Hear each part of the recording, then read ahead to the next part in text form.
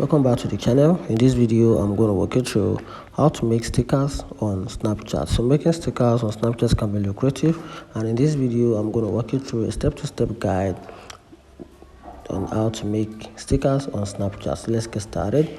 So to make stickers on Snapchat, you have to open your Snapchat app on your phone, then take a random photo you won't need to upload or post it to your story. Then after that, tap the scissors icon, which is this smiley face on the right. Then tap the scissors icon at the bottom, at the top. Then create a sticker. So to be able to create a sticker, you have to use your finger to draw around the object you want to turn into stickers.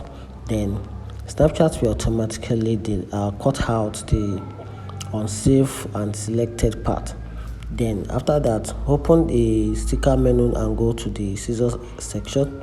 Then tap your custom stickers to add it to the snap, and that's how to make stickers on Snapchat. If you find this video helpful, turn on the notification button and follow for more content like this. Thank you.